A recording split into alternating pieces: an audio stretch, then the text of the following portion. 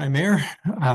It's good to have you here. We appreciate your taking the time out from your busy day to share a few comments with our audience. Thank you for having me.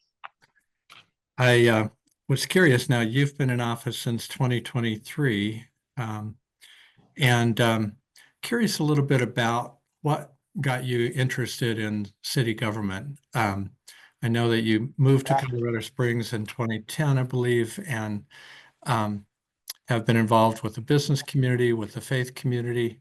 Um, what what early actions or early activities that you were involved with got you interested in city politics? Yeah, that's a great question. And you mentioned my background with the business community, with the faith community, with nonprofit community, and then I did 3 years in city government as the small business development administrator, taking my own small business experience and making government work better for our business community. In fact, my office was 6 offices down, just from here. So you take those triple sector experience, which makes me a triple strength leader. And you combine it with the love of place. The Greek word topophilia means love of a place, and love makes you do stupid things like running for office. And so I love the city. I want to ensure that I'm doing my part to make it a better city and to actually leave it better than I even discovered it. And so it just seemed like my career pathway would just lead into this moment where my all my experiences and then my love for the city will all come together. And when people asked me to run, I considered it. I asked my wife. She said, "Geez, I knew this day was coming, and I was praying to dear God would it come." And she said, "That's just who you are." I Public service is in my blood. Politics is a natural field for an immigrant like me to give back to the city and the land that has given me so much. And so, when you have a love to serve, when you have a desire to serve, this is one of the most attractive jobs to serve people. Mhm. That's great. Well, as I mentioned, the National Civic League is a good fit for your interests, it sounds like, because we promote people getting involved with their government. Government can't do it by itself, that Completely. engage with the community. Yeah, and that's what something I bring to the table is I'm a radical collaborator. When you look at it, my leadership and career trajectory in this community, it's one thing is true. It's consistently bringing people together for the betterment of the city. And now to have the ultimate bully pulpit to be able to do that is a dream come true because you are right. Civic engagement is not limited to elected officials. I think if we elected officials were doing our job well, we would use our bully pulpit to actually activate the right solution at the table. And it just so happens that I can call people from the business community, the faith community, the nonprofit community, all these different sectors that I know leaders and I've served with. I can now call them to the table. Mhm. Well, and you were truly a citizen before becoming mayor. You were not a previous elected official or a big business leader. What motivated you to actually run for mayor? Um, as I as I said before, the it just seemed like the my career trajectory was leading to this opportunity, and I had the strengths, I had the experience, not so much political experience, but civic and community leadership. I had what this community needed. So even as a first time political newcomer, outsider, first immigrant mayor, first elected Black, and one of the youngest. That none of that mattered. But I think what the community saw was this leader has certain things we need in our community, and a lot of that too is tied to my pragmatic way of governing and also unifying way of leading. And I subscribe to the Abraham Lincoln School of Leadership. We happen to share the same birthday, so instantly I'm drawn to this the 16th president of the United States way of leading and who was able to hold the union together at one of the most divisive time in our nation's history. Nothing compares to what we're dealing with today. And Right. the ability to work with not just supporters, but also opponents and rivals is truly inspiring. And I practice the same kind of leadership today. Okay, that's great. What do you see as your biggest challenges that you faced so far, and particularly around what you just said, working with all parts of the community? Um, Politics. That's my not so little secret anymore. I still hate politics, even though I have a front row seat into the job.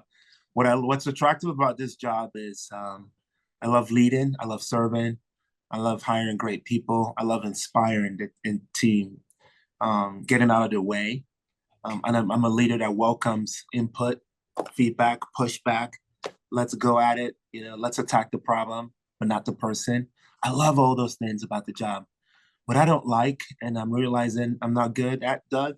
Um, Initially, I took it as uh, I didn't take it as a compliment initially, but I take it now as a compliment. Is that I'm not very good at politics.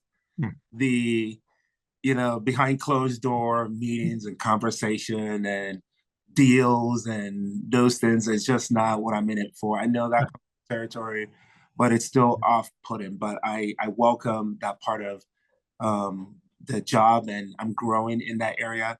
But my team, I've had a couple of team members that say, "You're not a very good politician, but you're an incredible leader." And I sometimes I wonder if American politics actually had more good leadership than politicians, perhaps we Right. can disrupt it in a good way. And by the way, another reason why I ran too was to disrupt politics with good leadership and to see what it looks like when Yeah. you take people like me and my story and people who are supposed to run away from it when they show up in this space. What good can come from when people like me step up? And that's what I'm doing. Well, and some people call politics the art of the possible. Um, I guess if you look at it kindly, it's a matter of negotiating different interests in the community and trying to bring people together to find a solution that everyone can live with. Is that something that you've had to do since you've been in office very much?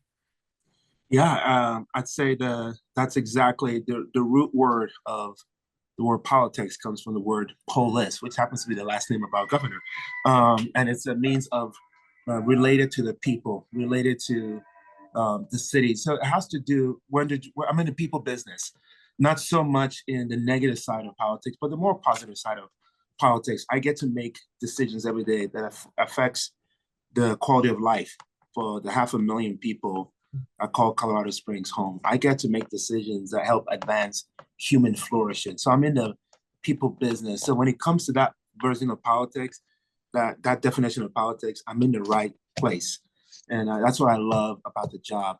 What I don't like is the negative connotation, and that criticism is I welcome it because now that I have a front row seat into this job, I can see what residents also dislike about this sector. But nothing is not. It can be redeemed, and that's one of the reasons I'm here is to try to help redeem it. Yeah. Well, you've successfully navigated getting a bond issue on the ballot for transportation, I know. Yes, And you're paying attention. yeah, and congratulations 73% on win. that. 73% win. We're celebrating that. Yeah, I think one of the highest ballot yeah, margin win in the whole state of Colorado. yeah. Well, and getting a tax increase in Colorado Springs has never been easy. Mm, Now I, I do have to clarify. It was not an increase, okay. but though it was a renewal and extending it longer than we've had. But to your point, any kind of tax measure in Colorado, especially in Colorado Springs, with our libertarian roots, and we're still fairly purple, maybe a little bit more red purple, is a miracle. So Yeah. we're still celebrating that win. Yeah. Well, I also think of Colorado Springs as a place that believes in citizen leadership, um, strong business community, strong faith community, strong military presence. Here, here. That seems to fit with your philosophy that everyone needs to be involved for the community to be better. Absolutely. I I have a saying that I like to say that I do believe that democracy is best served when residents are engaged at the decision-making table.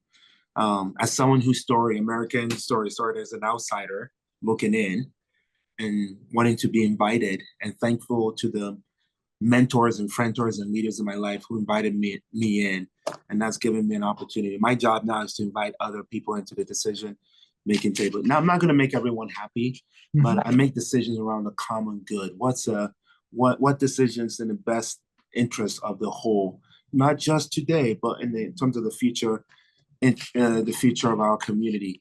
I'm a rare elected official in the sense that I've had some of my closest team members look at me and say, you are really in this for the people. You have no personal agenda or anything else. You're not trying to give a special interest group some advantage. You're not trying to advantage yourself. That you're really in this for the people. I'm like, yes, I am. Like, that's so strange and rare. And I want that to become more normal. Yeah. I'm going to serve my time and then hand it to um, the next generation of leaders to hopefully do in kind.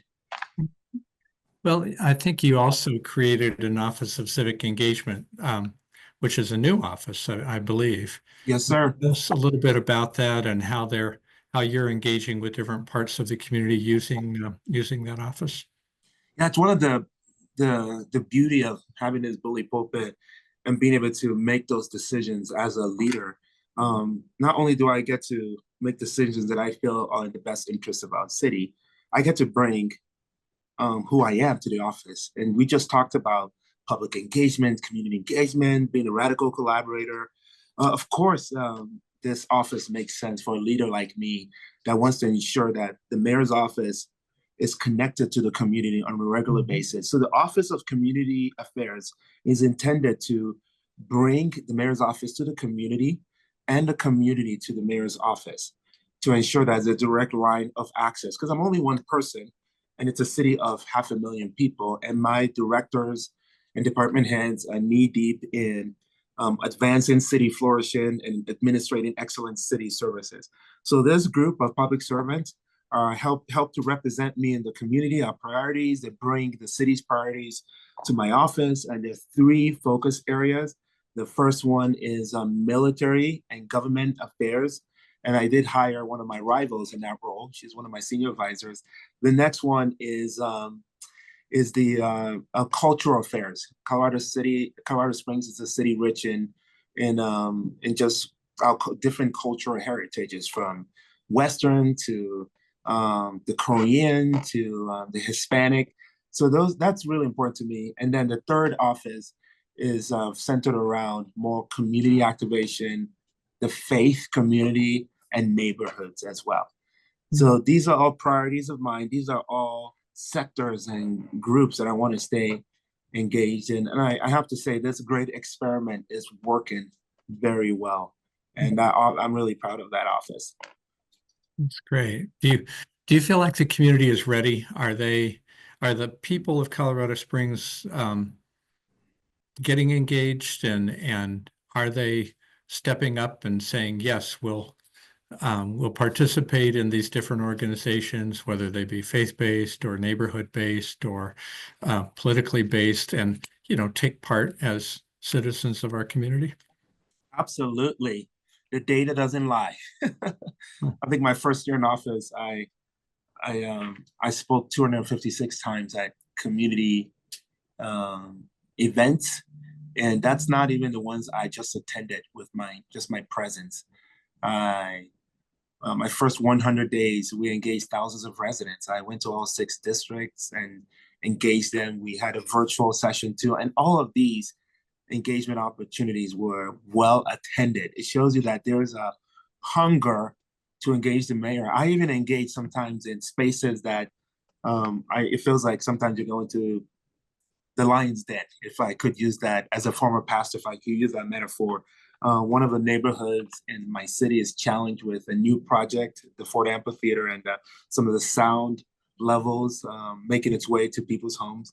And right before the holidays, I hosted a town hall with 350 residents who wanted to meet and hear from the mayor and tell the mayor their concerns. I mean, there were some supporters, but a lot of some supporters there to tell me that they love the project, but I'd say 80% of the audience was people who expressed specific concerns around the project, and that has translated into the work I am doing today on their behalf. So public engagement is just who we are and what we do, and I want to make sure that I'm making decisions not in terms of what I think is the best decision. My plans, my action items are a direct reflection of the feedback we are hearing from the community. And that's continuous stuff, Doug, because sometimes I may, as we do it, as time goes on, as we do this, and I receive new information, it also gives me the ability to pivot as needed. So I'm not locked into the feedback that I heard in 2023. So as I go back to the community, I've asked my team, I want to do another district-wide tour before June. I bet you I'm going to hear new information that I didn't hear in 2023. And now I get the opportunity to pivot my strategy to make sure that I'm delivering. Okay. Well, what does the next couple of years hold for you? Do you see challenges coming up that you need to address? Are there external threats or internal threats or challenges like that? Absolutely. In the world of government, in the world of governance, in the world of politics, there's always challenges. There's the challenges that I know, and then there's the challenges I don't know. While challenges are challenges, they're challenging.